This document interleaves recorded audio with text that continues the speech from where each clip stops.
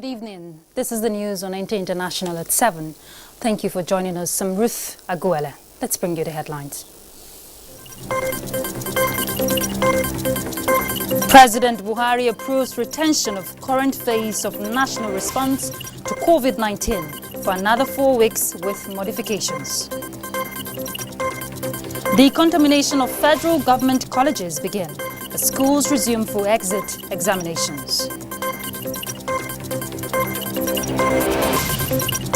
And Germany tightens testing regime as daily cases of coronavirus infections rises above 1,000.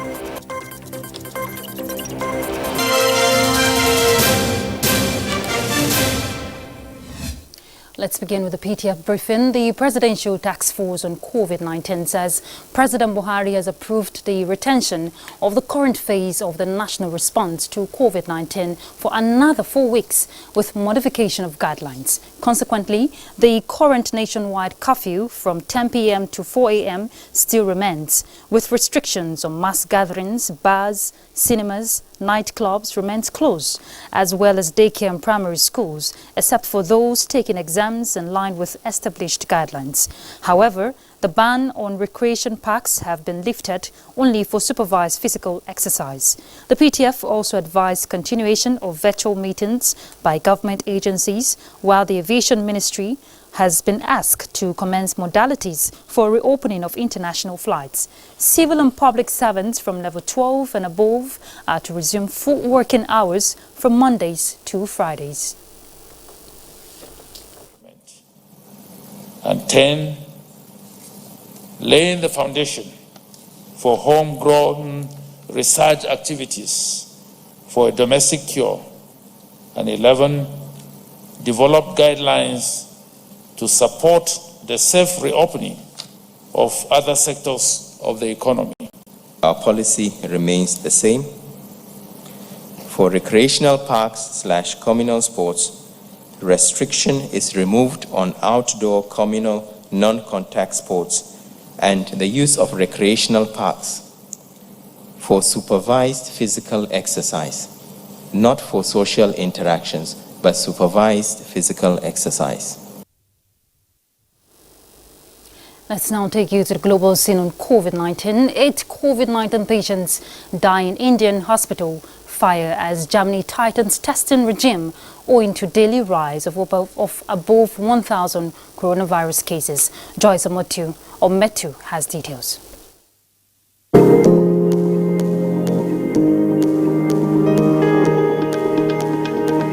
For 5 consecutive days, Nigeria has continued to record daily coronavirus infections below 500. On Wednesday, 457 cases and 17 deaths were reported by the Nigeria Center for Disease Control. The latest figure brings the total number of cases in the country to 44,890. Fatality figure stands at 927. While 32,165 recoveries have been recorded. Meanwhile, a search team of health experts from the World Health Organization are in Johannesburg, South Africa, to bolster the country's response to COVID-19. WHO is expanding support to countries experiencing significant surge in infections. Now, this is coming as cases on the continent near 1 million.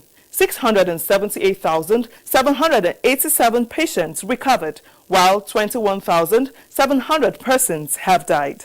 Elsewhere in the world, a coronavirus test will be mandatory for all arrivals to Germany from Saturday.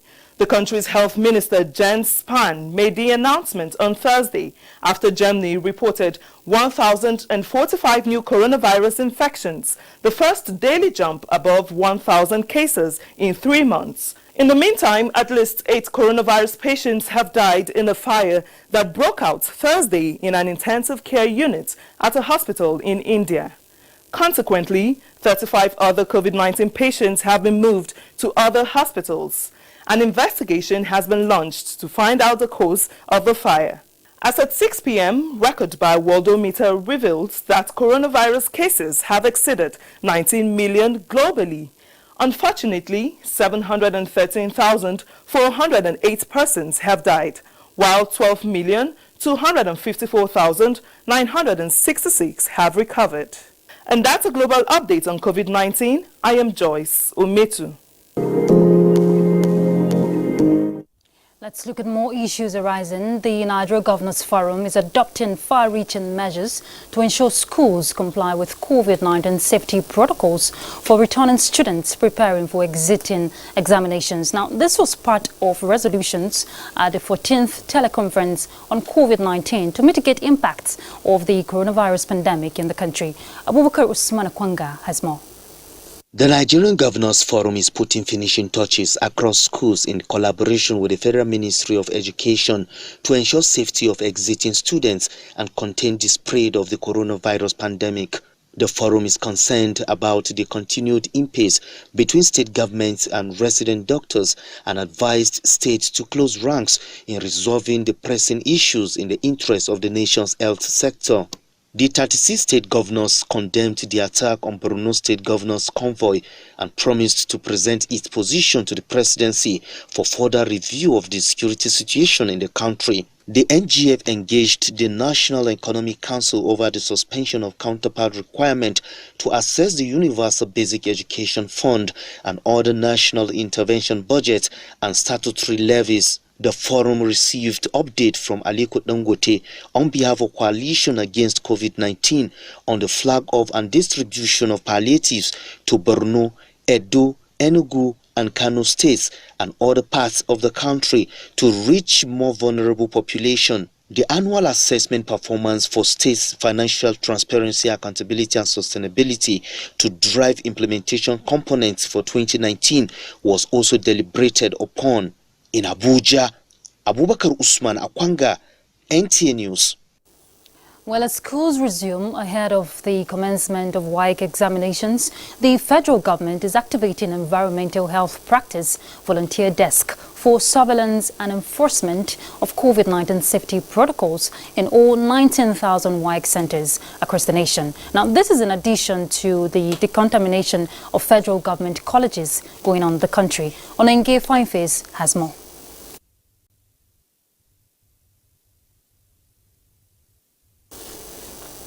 Okay, we do apologize for the poor visual there. We actually have a guest in the studio to talk more on the environmental decontamination of schools as pupils and students of exit classes resume in preparatory to their examinations. We have Mr. Augustine Ebisike, an environmental health officer, to give us deeper insight into that. Thank you very much for joining us. Thank you. All right, now this exercise of decontaminating schools, is it going to be just restricted to the Federal Capital Territory, or it's a nationwide process? It's a nationwide exercise. What I see is that the federal government is taking care of the federal government colleges and the state governments are taking care of their own institutions.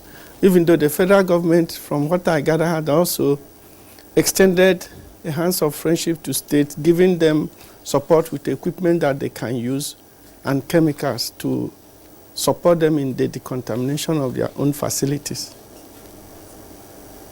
Now, how empowered, the officers, are to go about this exercise? Yes, it is a lot of work, but where there is a way, where there is a will, I think there is a way. Why I say that is, in every local government, you have environmental health officer. There's no local government in Nigeria today where you don't have them. Then it is now for the authorities to see how they can be better marshaled and utilized to be able to cover effectively all the institutions. The federal government colleges and the Federal Ministry of Environment, working with all stakeholders and even those environmental health officers in the private sector, can also be made to participate so that all the institutions are covered in good time to enable the students resume. Now, does that include states? Yes. Collaboration?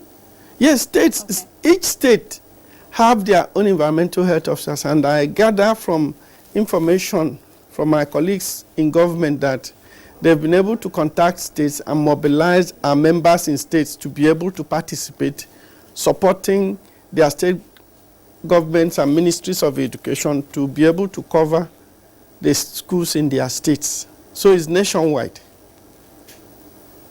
Okay, what can you tell us now about the activation of environmental health practice volunteer desk in all the 19,000 WAEC centers across the nation? What I hear, since I'm not in government, is that we need volunteers because the work is enormous. Yeah. And then the Minister of Environment, in his wisdom, got some facilities to support the activation of the volunteers. And for about 2 months or so now, they've been registering people who are interested to volunteer. And in volunteerism, unfortunately, in our own system is still a young concept because very few people do things for free, yes, for the love of it. They want money. Yes. But this I hear has no money to be paid to anybody. If you want to volunteer, you volunteer and participate. And I encourage Nigerians to volunteer and participate because what we are facing, it has not been faced before anywhere in the world. I mean the COVID-19. So we need all hands to be on deck. All right. Thank you very much, Mr. Augustine Ebisike. Thank you very much for your contributions. Of course, safety of our teachers and students is very critical. Thank you. All right, let's take you back to the story we called following what Mr. Augustine just said on the volunteer of, workers in the environmental decks. Let's take that now. Jonah Onoitem and Mesolma Kalu, students of Federal Science and Technical College of Roseau, are in for a big surprise. Social distancing, even in the hostel. In the hostel, as a boarding school, we tend to mix because of how long we have missed our friends. But it has gotten to the extent that they have grouped us 4-4 in each room. In the room, we used to be about 18, but now 4-4 to each room. You have your bunk, you have your own bed space, so nothing should concern you with the other member of the room.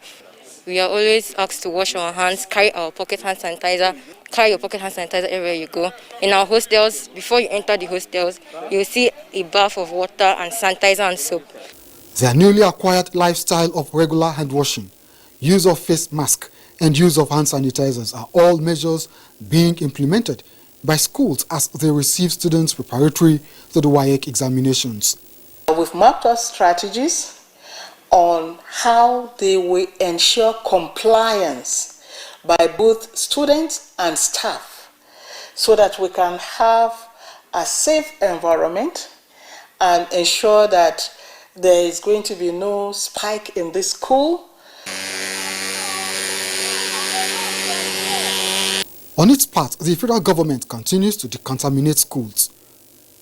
The Ministry of Environment has also engaged 40,000 volunteers to mount surveillance in all WAEC centers to implement compliance with COVID-19 protocols. Ministry of Environment and also the council that regulate environmental health are going to put up a monitoring committee where we are going to deploy a technology using ATP machines so that we can be able to detect the efficacy of this decontamination chemicals that has been used in the schools. Mechanisms for private sector participation has been put in place to ensure the safety of all students in the country. In Abuja, Onengiye Fine Face, NTA News. A break is next for us. We're back shortly. Stay tuned. Thanks for staying tuned. The presidency has debunked fake news that repentant Boko Haram terrorists are being absorbed into the military. Kenneth Nanim has a reaction of the presidency on the matter.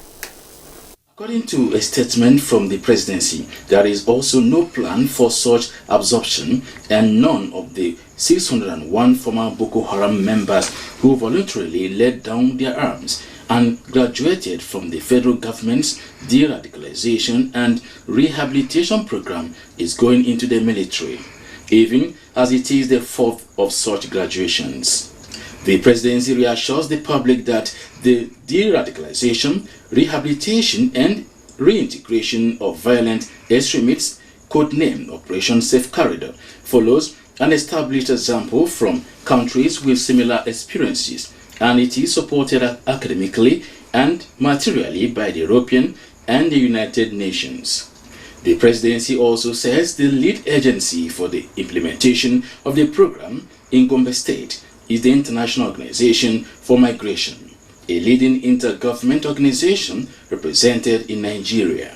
The presidency points out that the program does not have a place for hard-boiled, ideological, hardened terrorists, adding that it only admits, after careful scrutiny, of repentant fighters that were captured and forced to bear arms. The presidency further advises that such certified repentant Boko Haram members be accepted in their communities and not suffer rejection. According to the presidency, the Buhari administration is a responsible one and conscious of its duty to the state, society, and to the victims of terror, as well as those who inflicted pains and losses to the people. In a bid to ameliorate the difficulties faced by internally displaced persons in the sub-region, the Northeast Development Commission has flagged off the sharing of relief materials to IDPs and other flood victims in Yola. Simon Asher reports that the gesture is actually to reduce the effects of their untold hardship. About 2,018 people are currently living in the Malkoe Internally Displaced Persons Camp, Yola. They may be victims of circumstances, but through faith they now live as one family. And this sharing of relief materials by the Northeast Development Commission will not only better their lot, but enhance their socio-economic well-being. Aisha Mustafa, one of the people living in the camp, while narrating their conditions, says they find it difficult to feed themselves, as 12 people now share one bag of rice, which is given to them after every 3 months. Items shared are 225 kg bags of rice, 170 25 kg bags of maize flour, 2,010 bags of salt, 500 pieces of wrappers, and 40 bags of 50 kg bags of sugar, among others. We also have personal hygiene items which we have brought to help in the fight against COVID-19. Similar items were also shared to the victims of flood in Yola South local government area of Adamawa State. In Yola, Simon Asher, NTA News. And a look at infrastructure as a prelude to the award of projects that will boost its mandate of expanding rail infrastructure. The Nigerian Railway Corporation is evaluating contract documents in adherence to the Procurement Act. The process was done in strict adherence to COVID-19 guidelines.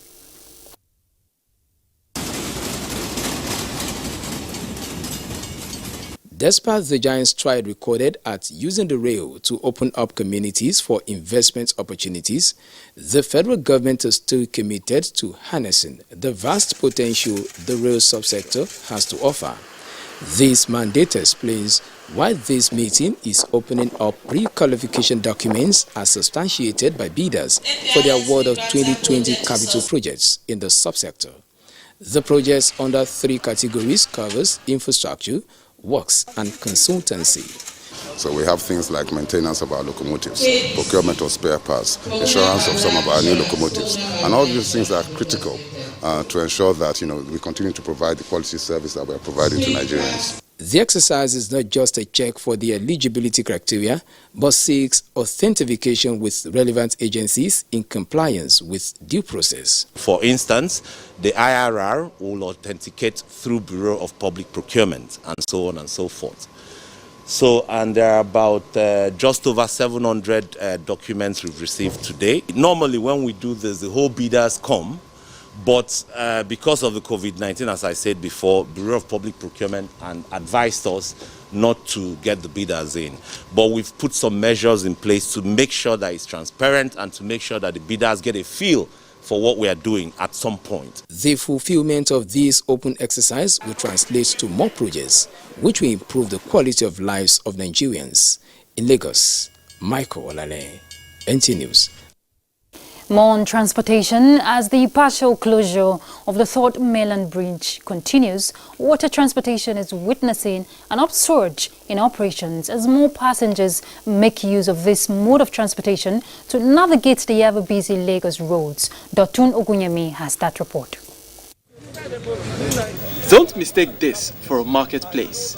The busy nature of this jetty located at CMS is a reflection of increased passenger activities across all jetties in Lagos since the commencement of repair works on the Third Mainland Bridge. Shobo Abayomi has found a new love commuting on water. A trip that would normally take me 4 or 5 hours, and now that the Third Mainland Bridge is closed, that might even take more than 4 or 5 hours. But now I can actually get to my destination in 1 hour 30 minutes, less than 1 hour 30 minutes.